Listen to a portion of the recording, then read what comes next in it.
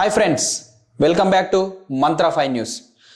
Nagarjuna, Akkineni family, Naga Chaitanya, Samantha ఈ వివాదం end అయ్యిద్ది అనుకున్న కొద్దీ కొండా సురేఖ గారు మరి ఏమనుకుంటున్నారో ఏమో తెలీదు. జనాలందరికీ సురేఖ గారు కామెంట్ చేశారు, అలాగే మళ్ళీ సారీ చెప్పి వెనక్కి తీసుకున్నారు. ఉమెన్స్ కమిషన్ కూడా సురేఖ గారి కామెంట్స్ వెనక్కి తీసుకున్నారు కాబట్టి ఇంకా అది వదిలేసాము అని చెప్పారు. అలాగే నాగార్జున గారి కుటుంబానికి భంగం కలిగిందని నాగార్జున గారు నాంపల్లి కోర్టులో లీగల్ నోటీసులు అయితే దాఖలు చేశారు. ఇదంతా జరుగుతుంది, దీనికి ఒక ఎండ్ కార్డు పడుతుంది, న్యాయస్థానానికి వెళ్ళింది, ఇంకా ఎలాంటి వాక్యాలు రావు అని అనుకున్న కొద్దీ మళ్ళీ సురేఖ గారికి ఏమైందో ఏమో తెలీదు. మళ్ళీ ఒక వివాదాస్పదమైన వాక్యాలు ఎందుకు, అసలు ఎటు వెళ్తుంది, అసలు ఆ వాక్యాలు ఏమన్నారు మనం ఒకసారి చూద్దాం. అసలు ఎందుకు ఇలా మాట్లాడుతున్నారు? ఒక మనిషి వ్యక్తిగత జీవితం గురించి మాట్లాడద్దు అంటే వీళ్ళు అదే పనిగా పెట్టుకున్నట్టు అసలు ఈ రాజకీయాన్ని పనుల నుంచి పక్కన పెట్టి ఎవరింట్లో ఏం జరుగుతుంది ఏంటిదనే దాని గురించే మాట్లాడుతున్నారు. ఒకసారి చూద్దాం ఫ్రెండ్స్, అసలు సురేఖ అక్క గారు ఏం మాట్లాడారు, ఇది కరెక్టా కాదా అనేది ఒక్కసారి చూద్దాం. సరే, నేను చెప్పింది తప్పే. మరి ఇప్పటి వరకు నాగ చైతన్యకి సమంతకి ఎందుకు విడాకులైన అనే విషయం ప్రపంచానికి తెలుసా? తెలియదు కదా. అసలు నాగ చైతన్యకి సమంతకి విడాకులైందనే విషయం ప్రపంచానికి మొత్తం ఎప్పుడో తెలుసు అక్క. మీకు తెలియకపోవచ్చు, ప్రపంచానికి ఎప్పుడో మొత్తం తెలుసు. ఓకేనా? ప్రపంచానికి తెలియకుండా ఏది లేదు. సమంత అనేవాళ్ళు, నాగ చైతన్య అనేవాళ్ళు మన పాన్ ఇండియా లెవెల్. సమంత గారు అయితే చాలా పెద్దవారు, చాలా ఫేమ్ ఉంది. మీకు తెలుసో తెలీదో, 2012-13 కాలంలో దిల్సుఖ్ నగర్ బాంబు పేలులు జరిగినప్పుడు అక్కడున్న బాధితులను ఇప్పటికీ సమంత గారు ఇప్పటికీ సహాయం చేస్తూనే ఉన్నారు. అది మీకు తెలియకపోవచ్చు, ప్రపంచానికి తెలుసు, మాలాంటి వాళ్ళకు తెలుసు, మీకు తెలియకపోవచ్చు. ఇంకేమన్నారో ఇందాం, కంటిన్యూషన్ కూడా చూద్దాం. తెలుసా? తెలియదు కదా. ఏమన్నా నాగార్జున సైడ్ నుంచి ఫ్యామిలీ నుంచి ఏమన్నా చెప్పారా? ఆ అమ్మాయి చెప్పుకోలేదు కదా ఈ విషయం. అమ్మాయి చెప్పుకుంటారా? చెప్పుకోలేదు. మాకు ఇంటర్నల్ అసలు ఒకటే ఒక విషయం అక్క, స్ట్రేట్ క్వశ్చన్ అడుగుతున్నా. అసలు విడాకులు ఇద్దరికి అయిందని చెప్పేసి ఫ్యామిలీ మామూలుగా విడాకులు అయిందని చెప్తారు. వాళ్ళ మధ్య ఏం జరిగిందని చెప్పాలని ఏమన్నా ఉందా? అసలు ఒకరి వ్యక్తిగత జీవితాన్ని తీసుకొచ్చి పబ్లిక్లో పెడతారా?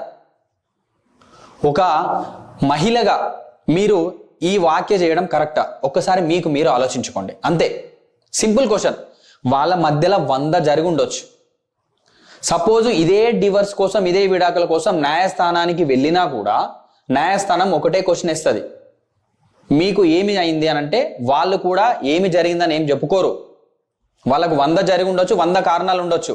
వాళ్ళు ఒక న్యాయస్థానం మెట్లు ఎక్కి విడాకులు తీసుకుంటున్నారంటే వాళ్ళు ముందే ప్రిపేర్ అయిపోయి మన ఇద్దరం కలిసి ఉండలేము, మన ఇద్దరం కలిసి జీవించలేము, ముందుకు సాగలేము, ఎవరి జీవితాలను వాళ్ళు సపరేట్ చేసుకుందామని మాట్లాడుకొని కోర్టు ముందుకు వచ్చి మేమిద్దరం బతకలేము, కలిసి ఉండలేమని ఒకటే ఒక స్టేట్మెంట్ ఇచ్చేస్తారు.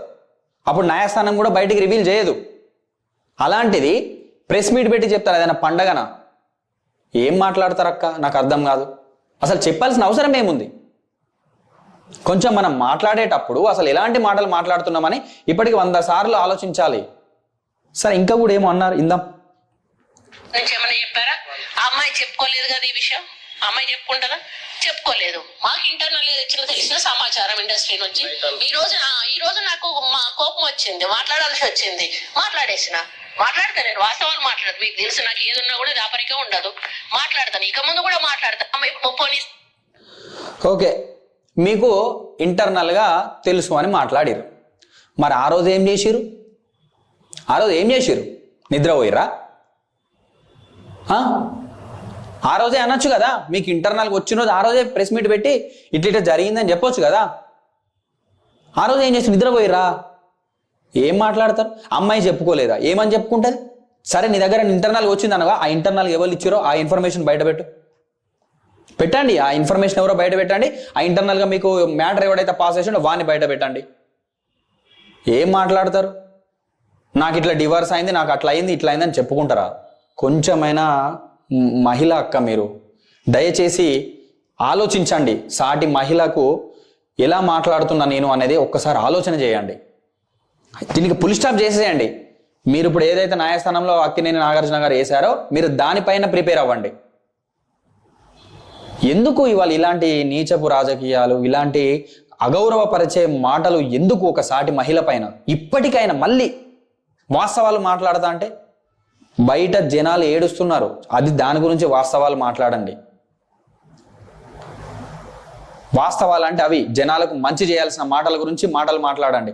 మరొక సభలకు ఒక పని చేయండాక మీదే గవర్నమెంట్ కదా, ప్రతి ఒక్కరు విడాకులు తీసుకున్న వాళ్ళందరూ పబ్లిక్ వచ్చి మా మధ్యలో ఇది జరిగిందని చెప్పేసి ఒకటి వేయండి, ఒక అసెంబ్లీలో ఒక తీర్మానం చేసి ఖచ్చితంగా ఇవ్వాలని తెలంగాణ గవర్నమెంట్ ఒకటి చట్టం తీసుకురండి, లేకపోతే ఒక పని అయిపోతుంది.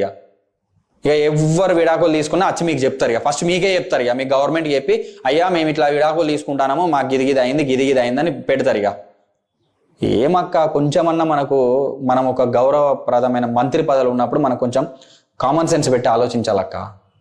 తప్పిది, చాలా తప్పు. మీరు ఇప్పటికీ కూడా దాన్ని మళ్ళీ నేను ఇలాంటివన్నీ మాట్లాడండి, వాస్తవాలు ఏది మాట్లాడాలి? మీరు కేటీఆర్ని గురించి మాట్లాడుతున్నారు, ఆయన ఏమైనా చేసిన తప్పులుంటే, బీఆర్ఎస్ ప్రభుత్వం ఏమైనా చేసిన తప్పులుంటే వాటి గురించి వాస్తవాలు మాట్లాడండి. మీరు రాజకీయ పార్టీలో ఉన్న రాజకీయం గురించి మాట్లాడండి. ఏ రాజకీయానికి సంబంధం లేని ఒక వ్యక్తిని తీసుకొచ్చి ఆమె క్యారెక్టర్ అసోసియేషన్ చేస్తున్నారు మీరు. తప్పిది. ఇప్పటికైనా మీరు సారీ చెప్పారు, మళ్ళీ ఎందుకు కామెంట్ చేస్తున్నారు? ఖచ్చితంగా కమిషనర్ మేడంని నేను కోరుకుంటున్నాను, ఖచ్చితంగా ఈ వాక్యాలపైన మీరు మళ్ళీ చేయాలి.